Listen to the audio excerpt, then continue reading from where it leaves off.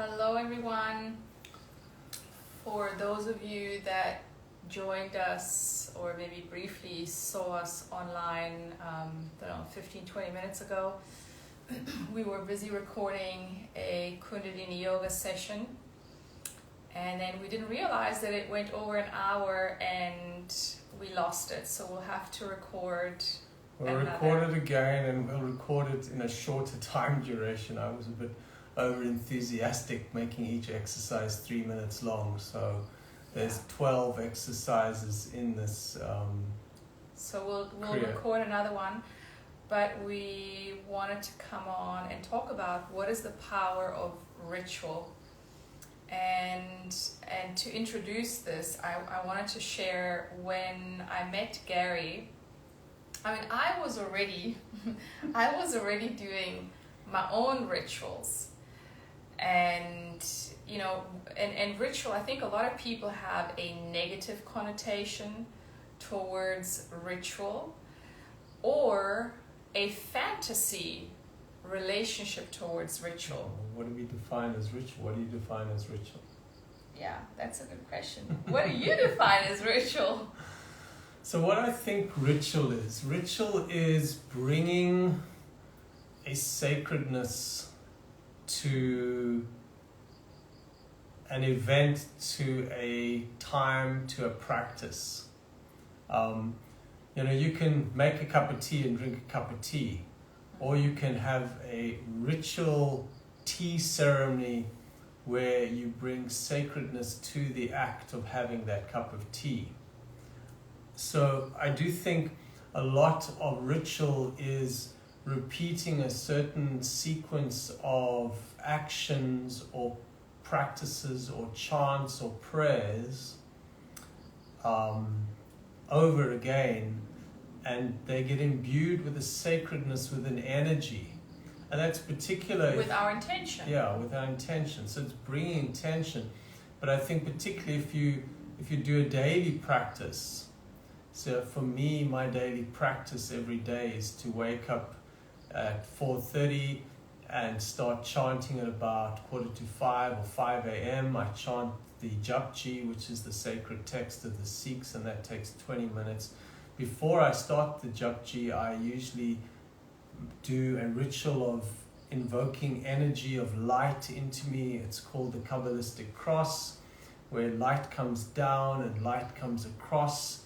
And there's a prayer that goes with that. And then I listen to another sacred song, and then I start my chanting. So that for me is a ritual that I do every morning. Mm-hmm. And I've used ritual to invoke and create important things. So you were talking about before you met me. Oh yes, well, the point that I want to make there is that when I met you, I had my rituals, but then Gary introduced me to other rituals, and one of the most important things where he said to me, "Hey, do you know that you can make magic with time, and you can what was it? You said you can sort of hop timelines, and you can create magic with time." And I feel, a lot of our work together since coming together has been about creating magic with time through ritual. I think what Alex is trying to say there around time is that particularly if we realize that time is not linear, right. That time is cyclic. So we can make ritual by honoring the full moon every month and using that as an energy of completion, of marking what we have done and achieved in that last month. We could use the new moons as a moment where we do a ritual. So maybe, you go outside, you light a candle, you sit a moment, you meditate. That's a ritual where you then look at what seeds you're planting for the month to come, and what seeds got planted the month previous, at the previous new moon. So there we're cycling back. As the moon goes around the earth, it goes through each of the star signs and it repeats. So, it's not one linear time, it's a going back and coming back. And when we come back and remember the past, we are able to take the learnings of the past and we're able to alter the future.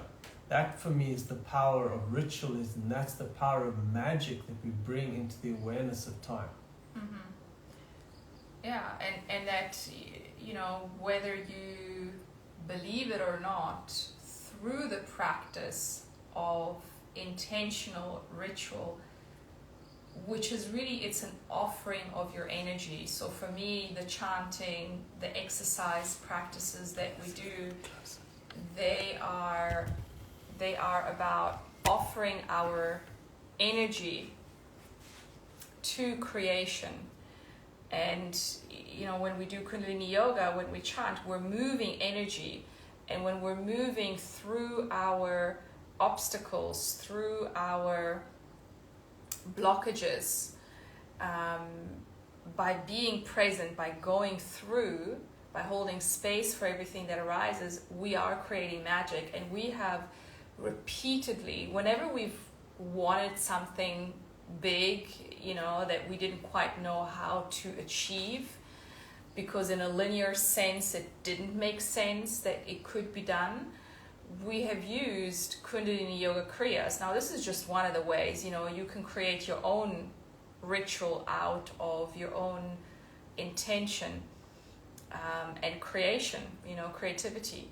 But whenever we've used Kundalini Yoga and we've done a practice for 40 days, or fasting for that matter, whenever we fasted for, typically we've done 40 days, but every now and again we've done shorter ones. And whenever we've done that, it's amazing. It's actually, in each time you think, can it really be? Did we last time, accomplish something so big? Did we really move such big energies, which then resulted in something? And each time it's miraculous, but each time the miracle, it happens. Yeah, so every time we fasted, there's always been a shift in the physical reality. Because Incredible I think, things. It's really what is understood to be sympathetic magic. So as within, so without. So as we work on our own physical body and bring about really such profound fundamental changes, which is what fasting does. Because when we fast, we radically change the chemistry of the body. And when you change the chemistry of the body, you change the electricity of the body. When you change the electricity of the body, you change the vibration of the body. And when you change the vibration of the body, you change the vibrations in the world around you, and therefore you change your reality around you.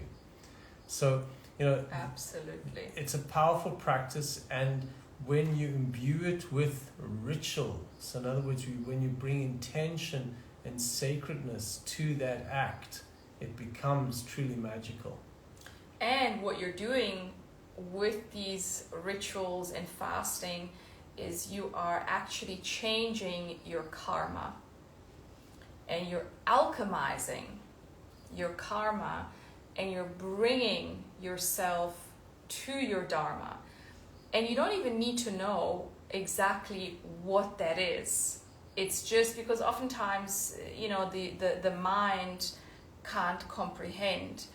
But as we bring our intention and we just commit to doing it, and inevitably also every single fast, every single 40-day practice, difficulties arise. The moment where we think, I can't do it anymore. There's gonna be those bottleneck moments where you think, I'm gonna abandon ship. But those are the moments, and they are only moments.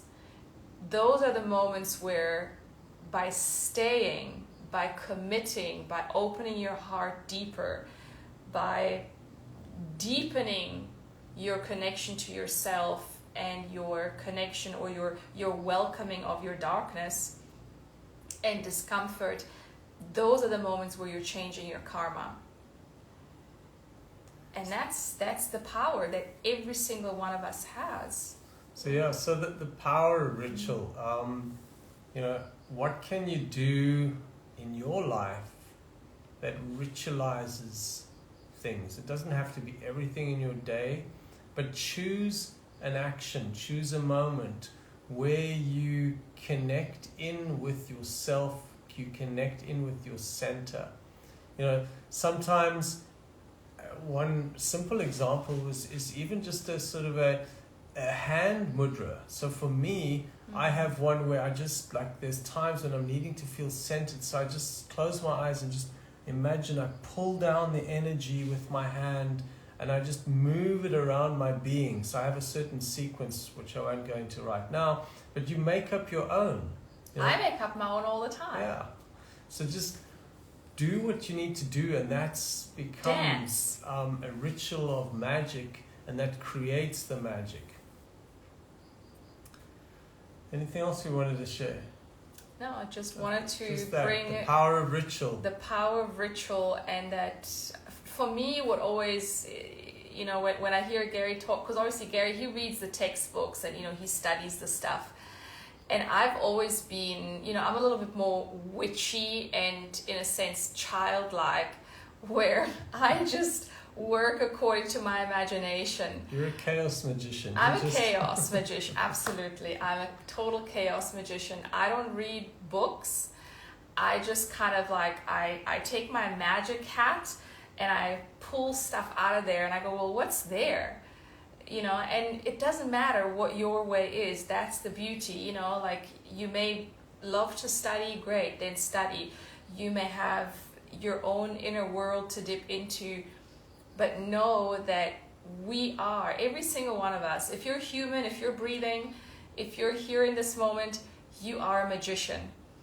And it's as easy as beginning to access it. And I just want to end off saying, when I started doing magic, I felt like, oh my God, I'm so silly, and what am I doing? And, if people would know what I'm doing, they would think that I'm crazy or stupid or, I had these thoughts. But eventually I was like, well, I have fun, I love it, let's see what happens. And I would say everything that matters in my life, I have created through magic and prayer. Magic and prayer and ritual. So that's our tidbit for the equinox. Thank you for joining. Many blessings on the equinox, the day when we have equal night and day everywhere on the planet. So it's a time of balance and it's a time of energetic peace. And as we move into the new seasons, may we find new growth, may we find new understanding, and many blessings. Bye everyone.